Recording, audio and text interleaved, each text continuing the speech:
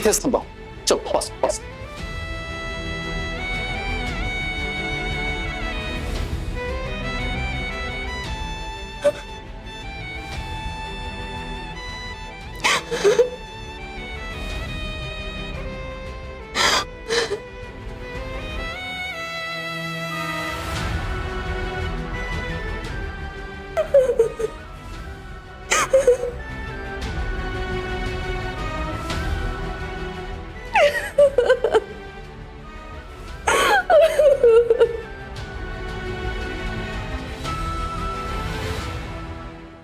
बापरे, म्हणजे धैर्याने वाचवलं भाऊ ना?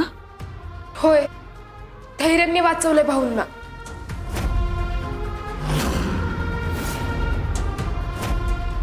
खरं अरे दादा, भाऊंना वाचवताना धैर्यांचाच लय मोठा ऍक्सिडेंट झाला तिथं. लई लागले त्यांना. सावी त्यांना घेऊन हॉस्पिटलमध्ये गेल्या.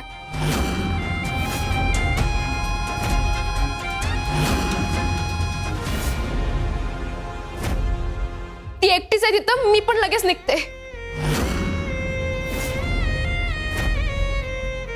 येते.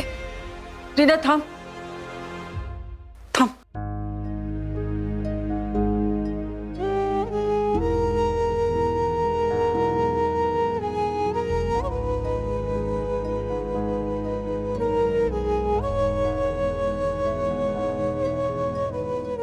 हे घे.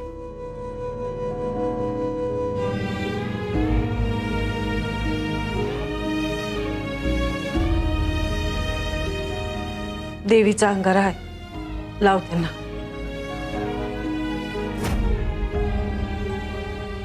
हा, बरं वाट.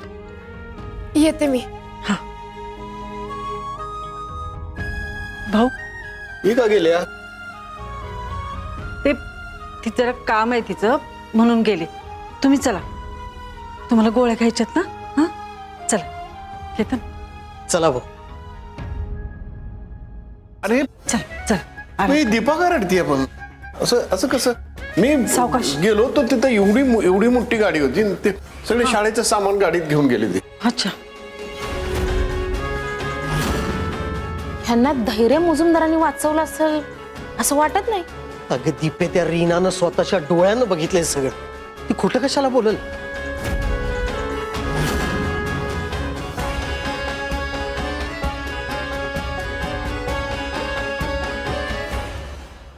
कुठल्या हॉस्पिटलमध्ये ऍडमिट केलंय? ठीक आहे. कुठे ऍडमिट केले धैर्यांना? काही झालं नाही ना त्यांना?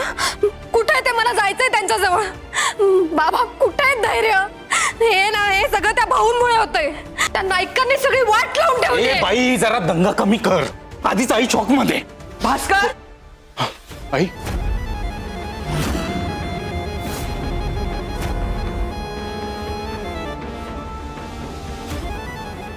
भास्कर, तो ड्रायव्हर जिवंत नाही राहिला पाहिजे. आणि ऍक्सिडेंट कुठे झालाय? मला ताबडतोब तिकडे जायचंय. तू चल माझ्यासोबत. आई, धैर्य तिकडे नाही.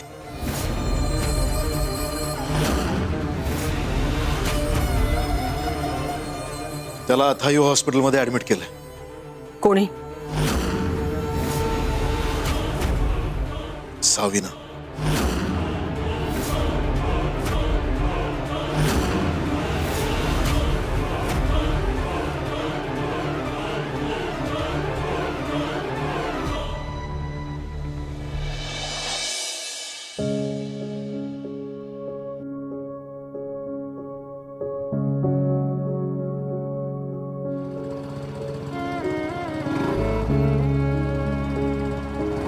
सावीला फोन करते.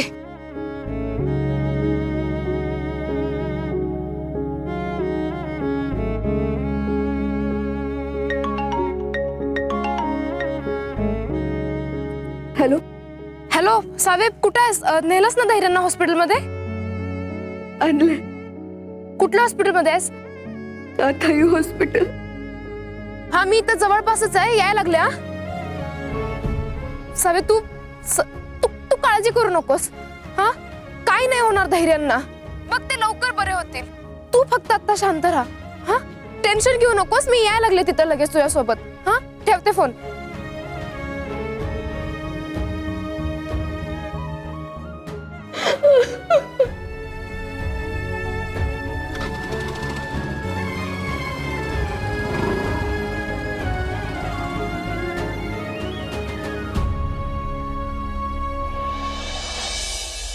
आत्ता जे पेशंट आलेत त्यांच्यासोबत तुम्हीच आहात ना? हो. ओके. डॉक्टरांनी सांगितलंय की त्यांच्या डोक्यालाच दुखापत झालीये, त्यामुळे अर्जंटमध्ये त्यांचं ऑपरेशन करावं लागणार आहे. पेशंटचं नाव सांगा प्लीज. धैर्य मुजुमदार. बर. कन्सेंट म्हणून मला त्यांच्या नातेवाईकांच्या सह्या लागतील या डॉक्युमेंट्सवर. तुम्ही त्यांच्या कोण?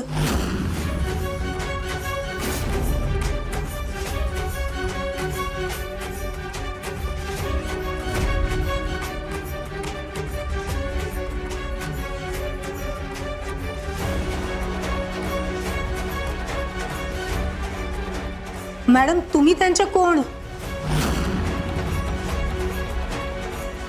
मी त्यांची बायको आहे, सावी धैर्य मुजुमदार.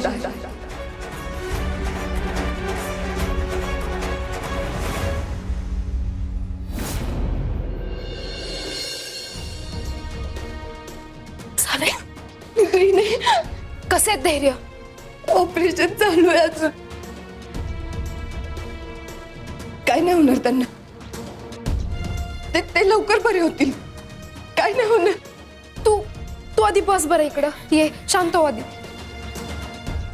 बस आधी बस.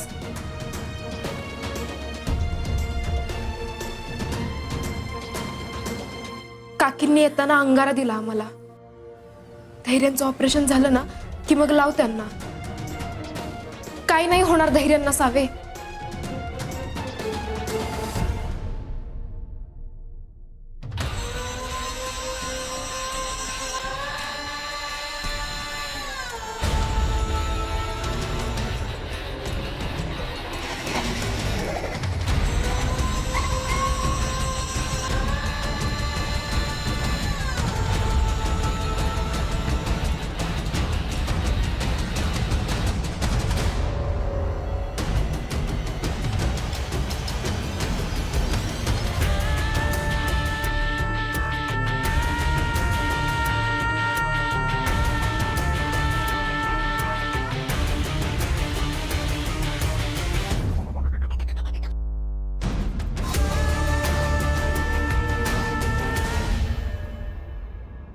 सावे, सावे तू अगं काही खाल्लं पण नसशील कधीपासून. उपाशीच आहेस कवापासून. मी पटकन तुझ्यासाठी काहीतरी घेऊन येते. नाही नाही रे, नाही, मला भूक नाहीये. आणि जोपर्यंत धैर्य शुद्धीवर येत नाही मला भूक लागायची पण नाही.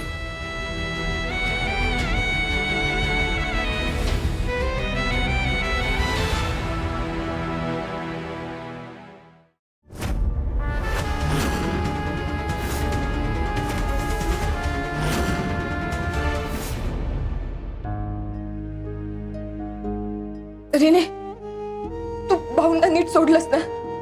ते ठीक आहेत ना? हा, अगदी व्यवस्थित आहेत ते. हा, त्यांची काळजी नको करूस तू अजिबात.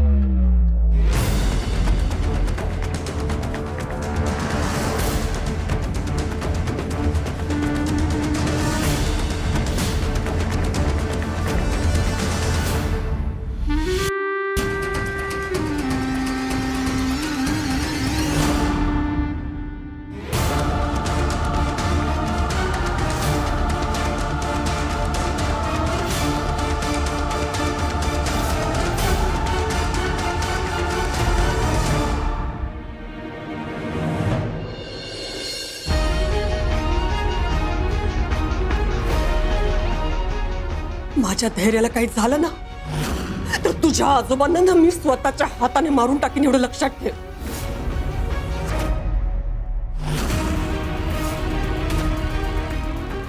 हे जे काय झालंय त्याच्यात भाऊंची काही चूक नाहीये. अहो हे सगळं एक शब्दही बोलू नकोस. काही बोलायचं नाही माझ्या पुढे आता. भाऊंची चूक नाही म्हणे. अगं तुझ्या भाऊंना वाचवायला गेला ना म्हणून त्याची ही अवस्था झाली. तुझ्या आजोबांचं मरण त्याने स्वतःच्या अंगावर घेतलंय.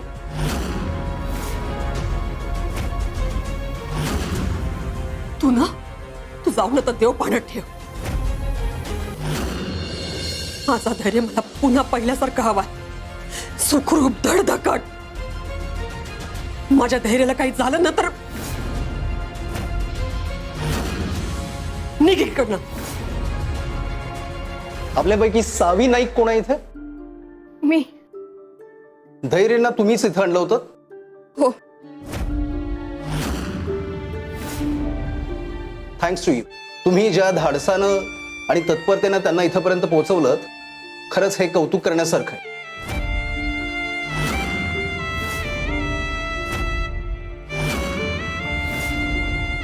पेशंटला जर इथं पोचायला आणखीन थोडा जरी उशीर झाला असता तर सगळ्या गोष्टी आमच्या हाताबाहेर गेल्या असत्या. डॉक्टर कसे आहेत ते आता? सिरियस काही नाहीये ना? नाही, आम्ही ऑपरेशन तर केलेलं आहे, पण स्टील त्यांची कंडिशन अजूनही क्रिटिकल आहे.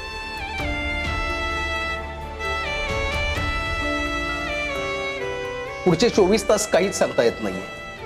पुढच्या 24 तासामध्ये औषधोपचारांना ते कशा पद्धतीने रिस्पॉन्ड करतायत त्यानंतरच आम्ही तुम्हाला काही सांगू शकू. आत्ता मी तुम्हाला तसं काहीच सांगू शकत नाही. डॉक्टर तुम्हाला काय प्रयत्न करायचे ते करा. कितीही पैसा लागला तरी चालेल, किती खर्च होऊ देत, पण माझं धैर्य वाचलं पाहिजे. मला बाकी काही माहित नाही. हे बघा, आम्हाला जितकं शक्य होतं तितकं आम्ही सगळं केलेलं आहे. डॉक्टर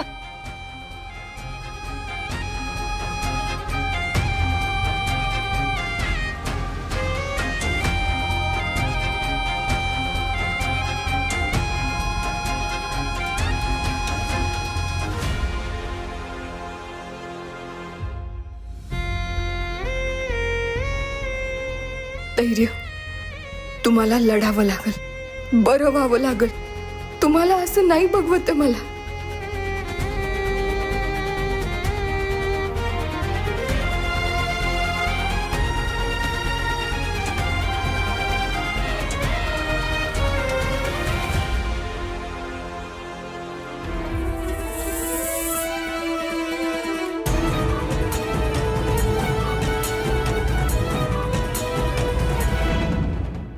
तुला एकदा सांगून कळत नाही का?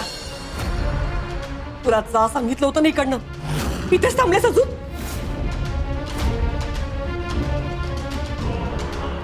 मॅडम असं काय करताय तुम्ही? जरा धैर्याची अवस्था तरी बघा की.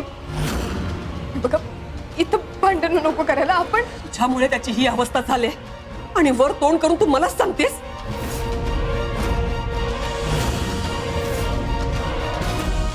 आई, तिला हिच्या आजोबाला सांभाळता आलं नाही, उगाच आपल्या आयुष्यात प्रॉब्लेम वाढवायला आली आहे. नाहीतर काय, तुझ्यामुळे आज माझ्या धैर्यांची ही अवस्था झालीये.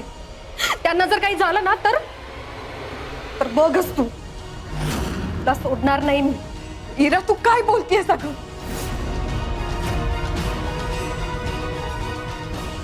हे बघा, आता हे सगळं बोलायची ही वेळ नाहीये. प्लीज तुम्ही ऐका माझं. तू निघ इकडनं. तू अशी नाही ऐकायची.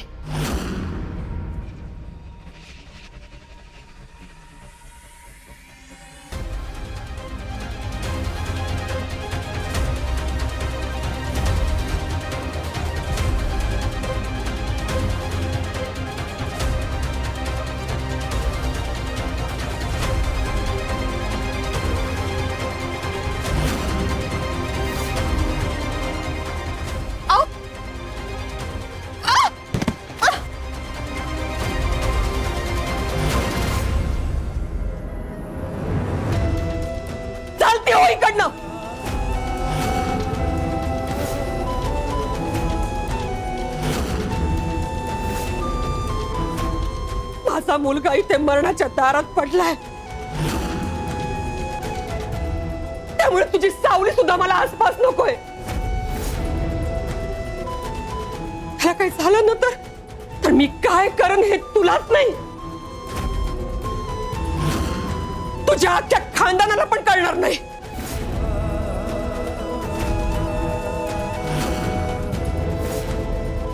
चालते हो इकडनं.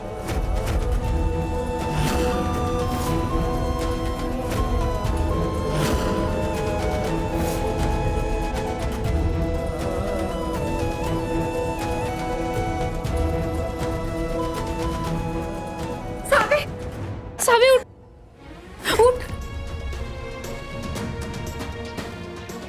लागलं नाही ना तुला कुठं? ठीक आहेस ना तू? म्हणजे अजून भाऊजी आउट ऑफ डेंजर नाहीये?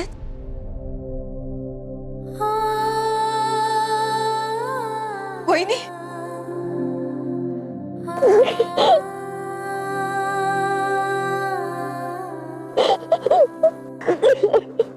शांत हो सावी.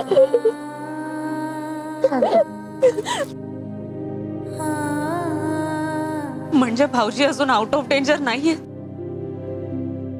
नाही. सर्जरीला आणि औषधांना कसं रिस्पॉन्ड करतायत त्याच्यावर आहे सगळं.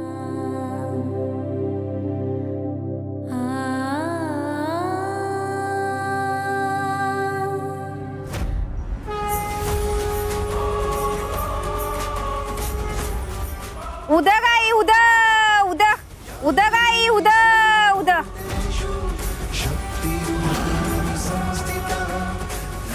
उद्या गाई उद्या उद्या.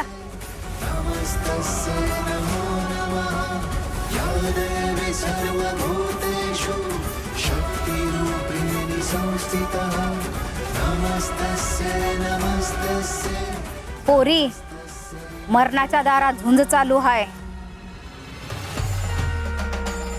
अजून ना मरण जिंकलं हाय ना जलम जिंकला हाय. आता तूच त्याला वाचवू शकतेस. तूच त्याला मरणाच्या दारातून बाहेर काढू शकतेस. जा, शंकराच्या पायावर डोकं ठेव आणि साकडं घाल त्याला. तोच तुला पुढचा मार्ग दाखवल. उद्या गाई उद्या उद्या उद्या गाई उद्या उद्या.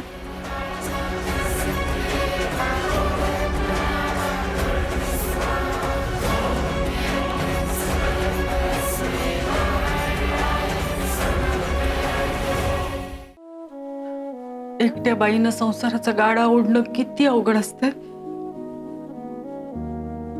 ते मला चांगलंच माहित आहे. खरं त्यात सुद्धा माझ्या पाठीशी भाऊ उभे होते, केतन होता. त्यामुळं माझं वजन जरा तरी हलकं झालं. पण माझ्या पोरीच्या पाठीशी उभं राहिलं तिथं कोणी पण नाही. आई, केतन, बरं झालं तू आलास. अरे, सावीचा फोन लागणं झालाय. ते धैर्याने ज्या हॉस्पिटलमध्ये ऍडमिट केलंय तिकडे जाऊन येतोस काय जरा? अरे, मनात लई नको नको ते विचार यायला लागले रे. केतन, अरे तुझी बहीण एकटी आहे रे तिथं. तू गेलास तर जरा तरी आधार वाटेल रे तिला.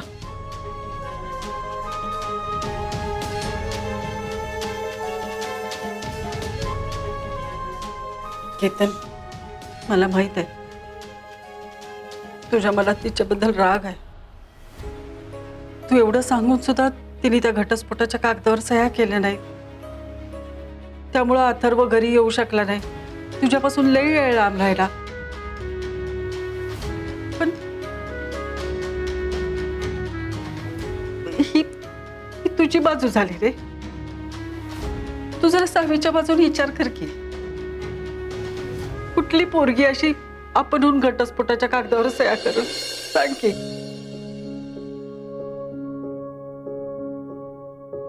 अरे, बाईसाठी संसार म्हणजे नवा जन्म असतोय. असं एका क्षणात कसा मोडून मोकळी होईल रे ती? सांग की.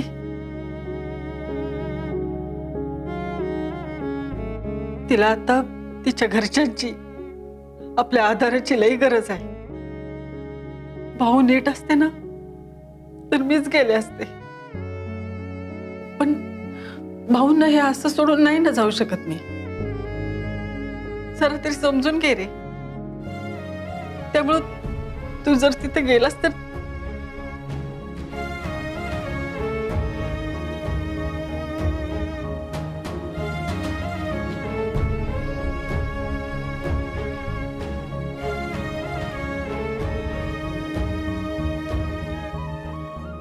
जातो मी. तू भाऊंची काळजी घे.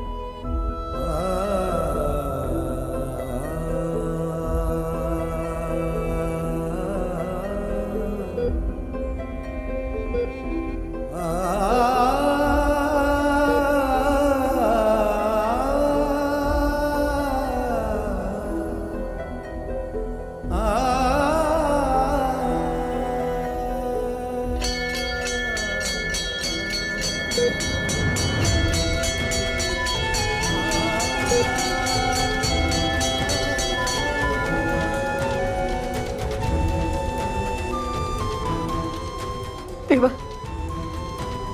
प्लीज त्यांच्याकडनं ज्या काही चुका झाल्या असतील प्लीज पोटात घे. माफ कर त्यांना. रागाच्या भरात मी जर काही बोलले असेल ना तर त्याची शिक्षा मला दे तू.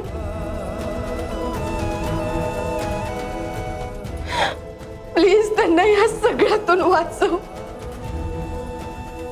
या सगळ्यातून बाहेर कर.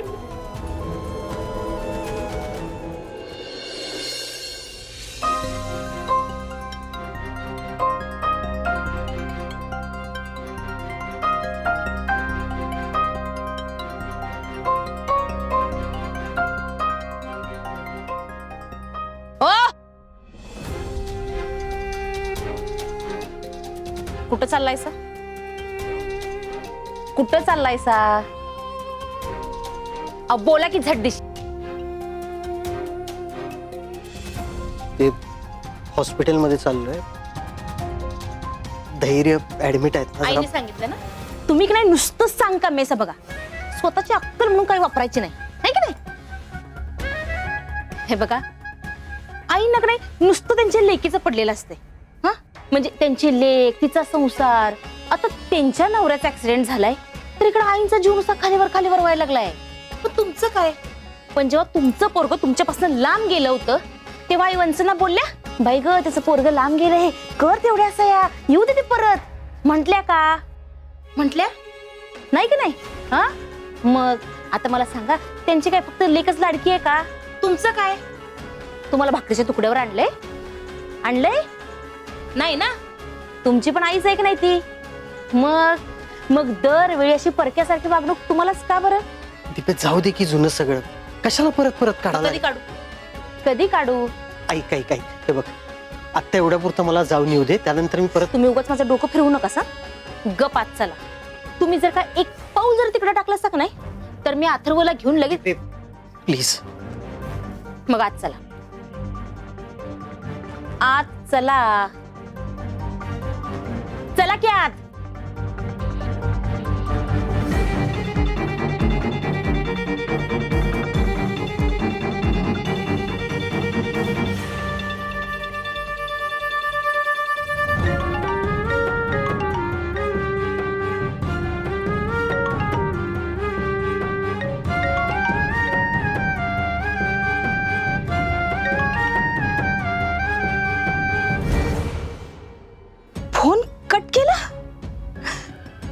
जेव्हा काम होतं तेव्हा 100 वेळा फोन करायचे की, आणि आता पैसे द्यायची वेळ आली तर माझा फोन कट करायला लागलेत. माझे त्या धैर्य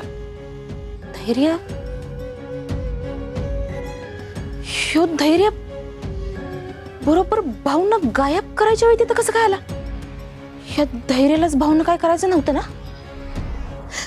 पण ऐन वेळी हो बाबा तिथं आलाच कसा काय?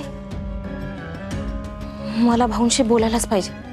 हे धैर्य तिथं अचानक कसं काय टपकला हे मला कळायलाच पाहिजे.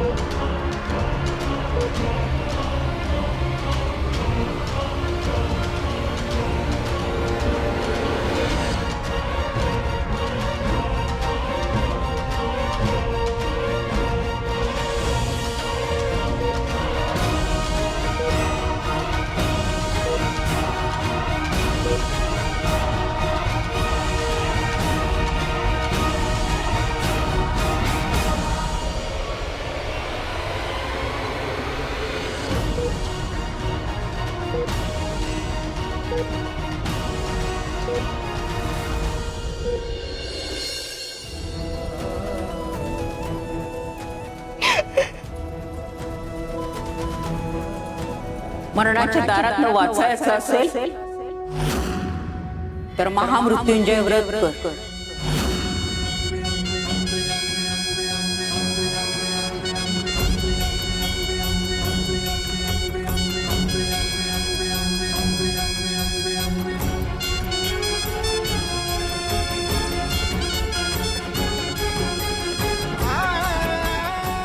पोरी, कुकवावर संकट आले ना तुझ्या?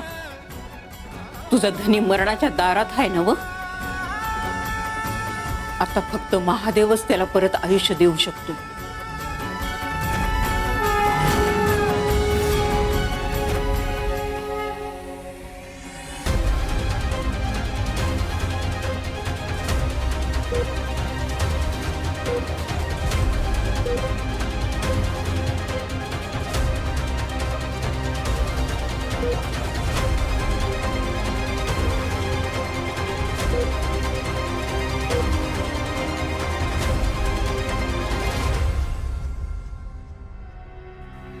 खरे त्यासाठी तो तुझी परीक्षा बी घेईल.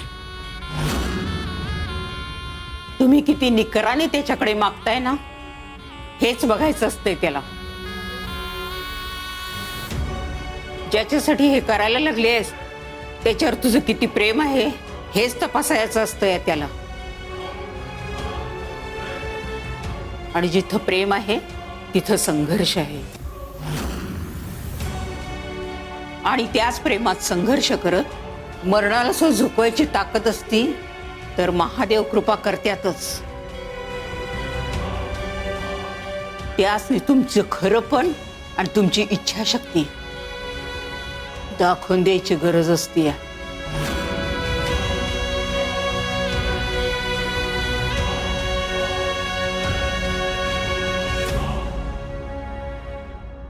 आजी, काय काय करायला लागेल या व्रतात? तलावातून पाणी आणून जलाभिषेक, तोही ओले त्यांनी एका संतत धारेनं, मग चंदन लिंपणं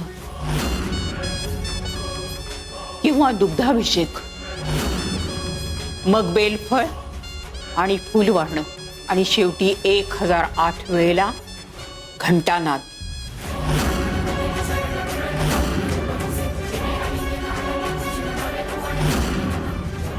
जमल का एवढं समज?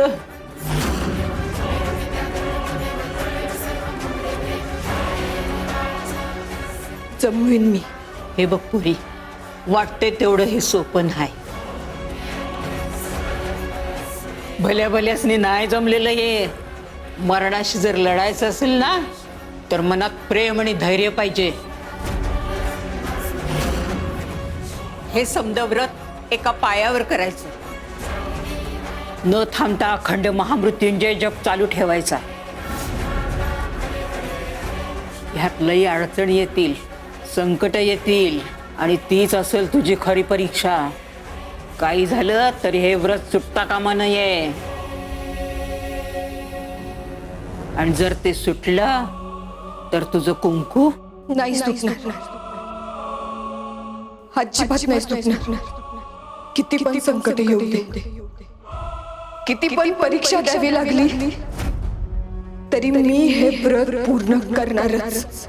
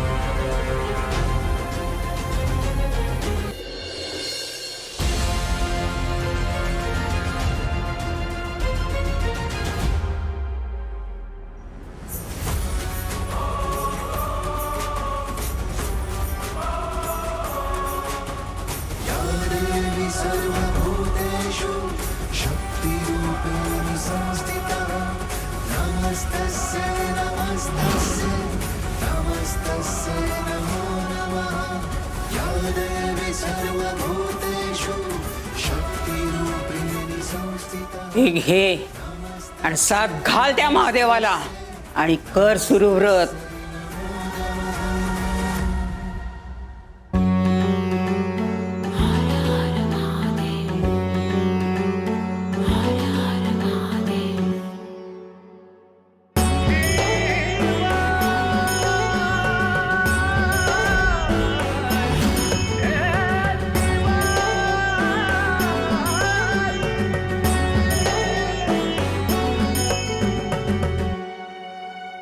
जटाटवी गलज्जल प्रवाह पावितस्थले कलेवलम्बलम्बिता भुजङ्गतुङ्गमालिका टमट्टमट्टमट्टमन्निनाटमट्टमर्वयं चकार चन्द्रताण्डवं तनोतु नः शिवः शिवम्. जटाकटाः सम्भ्रम भ्रमन्निलिम्पनिर्झरी विलोलवीक्षिवल्लरी विराजमानमूर्धनि धग धग धग ज्वल